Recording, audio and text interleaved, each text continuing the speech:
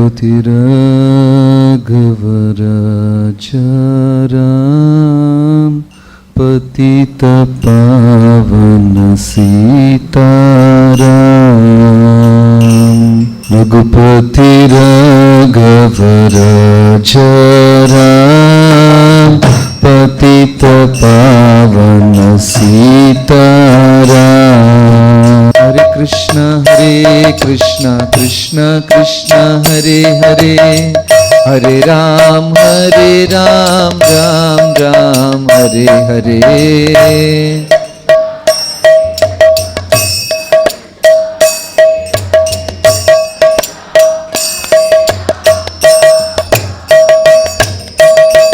हरे कृष्ण कृष्ण कृष्ण हरे हरे, हरे राम राम राम हरे हरे। 33 இருந்தா ஈஸியா இருந்திருக்கும். 33 கோடி தேவி தேவர்கள், இந்திரன் சந்திரன் வருணன் வாயு அக்னி கந்தர்வ கிண்ணற ரிஷிர் பல மாதிரி இருக்காங்க. விநாயகர் சுப்பிரமணியன் பேரே தெரியாத எவ்வளவு பேர் இருக்காங்க. 33 கோடி பேர்.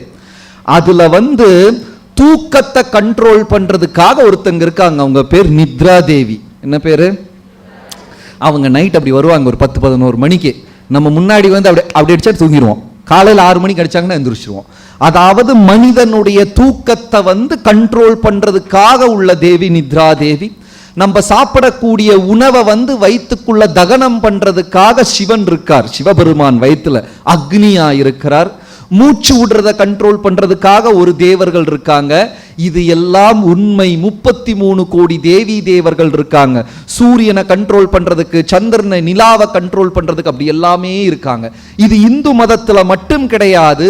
வெளிநாட்டில் உள்ள மற்ற மதங்கள்ல போனாலும் சரி, கிரீக்க மதம், ஹீப்ரூ மதம், அப்படி எந்த மதத்துக்கு போனாலும் சரி, லைட்னிங் காட், தண்டர் காட் அப்படின்னு எல்லா இடத்துலயும் இருக்காங்க. மொத்தம் எவ்வளவு பேரு?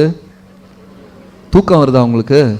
இல்ல, 33 கோடி தேவர்கள் இருக்காங்க. இதுல தூக்கத்தை கண்ட்ரோல் பண்றது யாரு? நித்ரா தேவி. அப்ப கும்பகர்ணனை ராமச்சந்திர பிரபு வதம் பண்ணும் போது உலகத்துல அத்தனை பேருக்குமே சந்தோஷம், நித்ரா தேவிக்கு மட்டும் சங்கடம். அவங்க போய் கேட்டாங்க ராமச்சந்திரமூர்த்தி கிட்ட, பிரபு இது தகுமா? நீங்க பண்ணது நியாயமா? எனக்கு இருந்தது ஒரே ஒரு பக்தன், அவனையும் கொண்டீங்களே. உங்களுக்கு கோடிக்கணக்கா இருக்காங்க, எனக்கு யாரு? ஒருத்தன் தான் கும்பகர்ணன். பின்ன கொஞ்சம் பஹ்ரைன்ல கொஞ்சம் பேர் இருக்காங்க. கும்பகர்ணன் மட்டும்தான் இருந்தார். ஏன்னா அவர் 6 மாசம் தூங்குவாராம். ரைட்? இங்க கூட கும்பகர்ணனோட சிஷ்யர்கள் கொஞ்சம் பேர் இருக்காங்க. அப்போ நித்ரா தேவிக்கு அந்த அளவுக்கு சங்கடம், பிரபு இது தகுமா, நியாயமா? எனக்கு இருந்தது ஒரு பக்தன், அவனையும் நீங்க வதம் பண்ணிட்டீங்களே. இனி யார் என்ன ஆராதனை பண்ணுவா, என்னை யார் கும்பிடுவா, வணங்குவாங்க அப்படின்னு அழுதுட்டு கேட்டாங்க. உடனே அது கேட்டப்ப ராமச்சந்திரமூர்த்திக்கு சங்கடம் வந்துருச்சான்.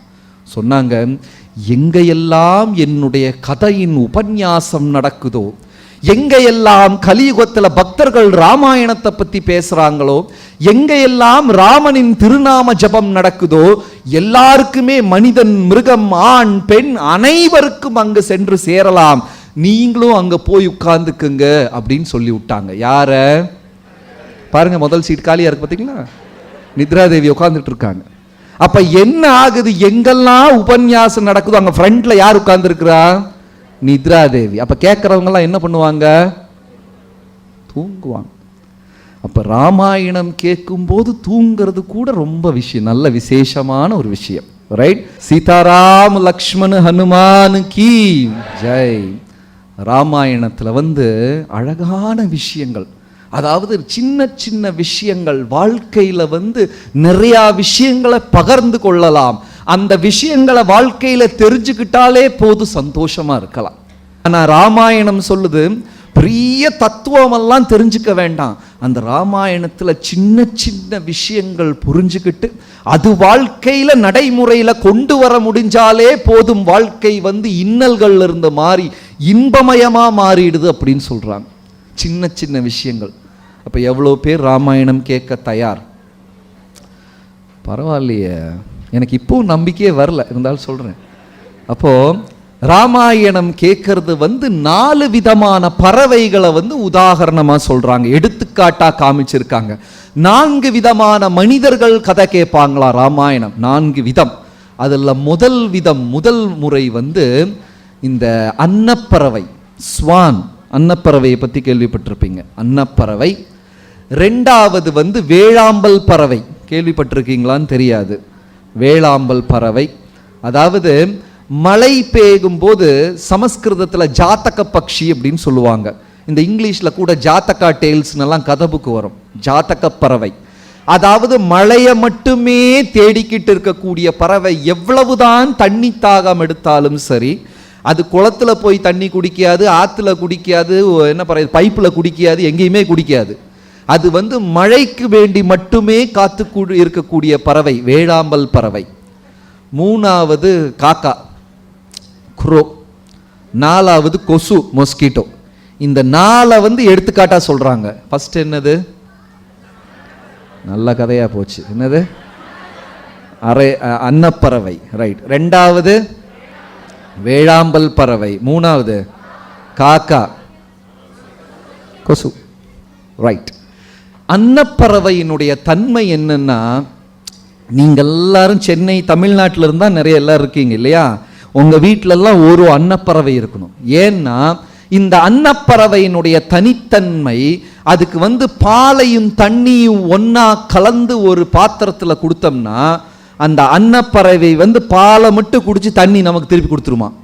நீங்க சென்னையில் இருக்கீங்கன்னு வச்சுக்கோங்க, கண்டிப்பா வீட்டில் இருக்கணும். பால்காரன் என்ன கொடுக்குறான்னே தெரியாது, அந்த பால் கலர்ல தண்ணியை கொடுத்துட்டு போவான். அப்ப வந்து இந்த அன்னப்பறவையினுடைய தன்மை பாலை மட்டுமே குடிச்சுக்கிட்டு தண்ணியை திருப்பி தந்துடுமா. அப்ப வந்து உபன்யாசம் இந்த மாதிரி ஆன்மீக விஷயங்கள்ல பங்கு கொள்ளக்கூடியவர்கள் அந்த ஒரு தன்மையில இருக்கணும் அப்படிங்கிறாங்க. அங்க வந்து நிறைய தப்பான விஷயங்கள் நடக்கும், அதையெல்லாம் கவனிக்க கூடாது. அதாவது நிறைய விஷயங்கள் நம்மளை சுத்தி நடக்கும். திடீர்னு ஏசி ஆஃப் ஆயிரும், நம்ம உட்கார்ற சேர் மட்டும் அப்படி ஆடிக்கிட்டே இருக்கும், நேரா இருக்காது, பக்கத்துல வேற ஏதாவது பிரச்சனைகள். ஆன்மீக விஷயங்கள் வரும்போது அதுல வந்து நிறைய தப்பான விஷயங்களும் இருக்கும். அன்னப்பறவைய மாதிரி பாலை மட்டுமே குடிச்சுக்கிட்டு தண்ணியை திருப்பி கொடுத்துடணும். அங்க வந்து நல்ல விஷயங்களை பூரா எடுத்துக்கிட்டு நமக்கு தேவையில்லாததை அறவே விட்டு விட வேண்டும்.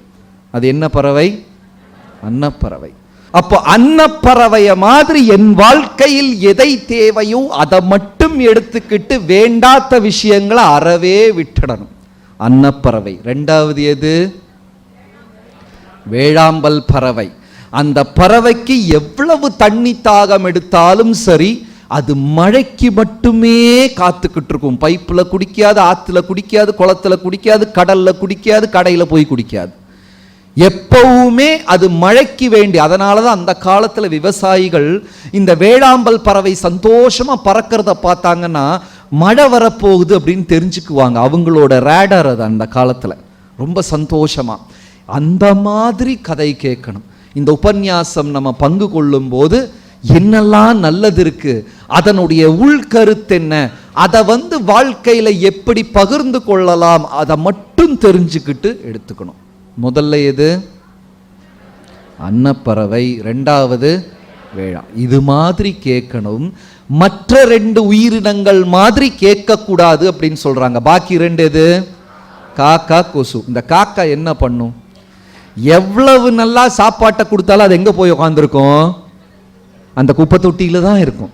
அப்படி 7 நாள் கேட்டுட்டு, சார் என்ன கேட்டீங்க ராமாயணத்துல? என்னத்தை அரேஞ்ச் பண்ணாங்க, ஒண்ணுமே சரியில்லை, அங்க போனா உட்காந்தா சரியில்லை, ரொம்ப டிஸ்டர்பன்ஸ், காரு வேற இடையில மாத்த சொல்லிட்டாங்க, பப்படம் தரல அப்படின்னு சொல்லி.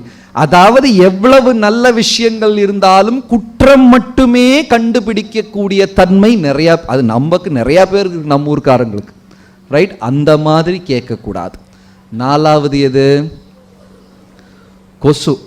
இந்த பசுமாட்டினுடைய இந்த பால் கறக்கக்கூடிய மடி இருக்கு இல்லையா, அந்த 4 காம்பு இருக்கும், அதில் நம்ம பால் கறப்போம். பசுமாட்டினுடைய மடி.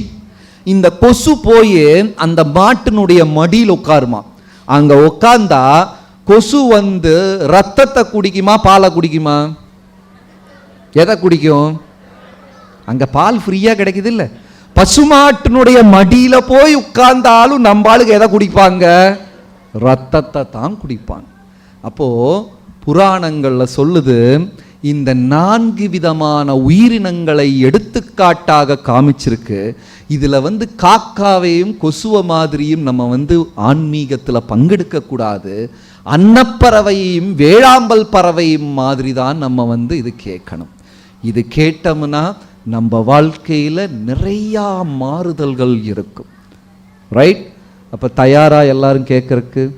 ஆரம்பிக்கவே இல்லை, அரை மணி நேரம் ஆகி போச்சு. சீதாராம லக்ஷ்மண் ஹனுமான் கி ஜெய். அப்போ இந்த ராமாயணம் அப்படிங்கிறதுல 7 காண்டங்கள் இருக்கு.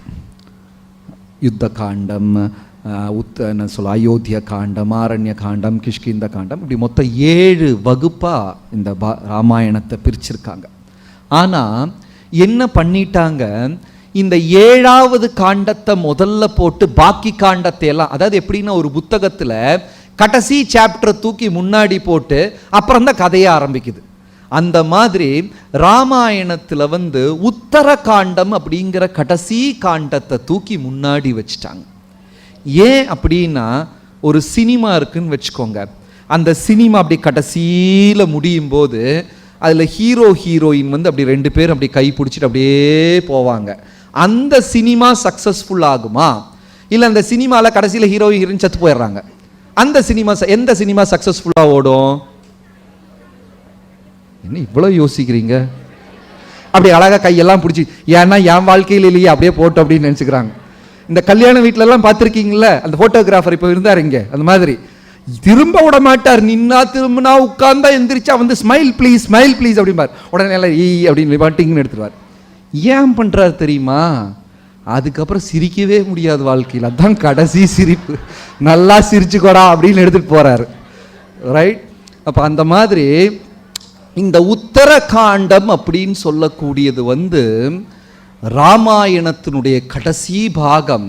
சீதாதேவி பூமிக்குள்ள போறதும், ராமச்சந்திரமூர்த்தி விரகத்தினால தவிக்கிறதும், லவகுஷன் 2 பேரும் அப்பாவை தேடிக்கிட்டு அலையறதும் ரொம்ப சோகமான ஒரு பாகம். அதனால் அந்த உத்தர காண்டத்தை தூக்கி முன்னாடி போட்டு அதுக்கப்புறம்தான் ராமாயணம் ஆரம்பிச்சாங்க. இது சொல்லும் போதே நிறையா பக்தர்களுக்கு சந்தேகம், இந்த கதையெல்லாம் உண்மையா? ராமாயணம் இருக்கா? இல்லை இது ஏதோ தாத்தா எழுதி வச்சுட்டு போயிட்டாரு அந்த மாதிரி கதையா? இதெல்லாம் கிடையாது, இது உண்மை. பல ஆயிரம் வருடங்களுக்கு முன்னாடி நடந்த ஒரு கதை தான் இது. ஏன்னா இப்ப கூட இந்தியாவுக்கும் லங்காக்கும் நடுவில் இருக்கிற அந்த பாலத்தை கூட கண்டுபிடிச்சிருக்காங்க.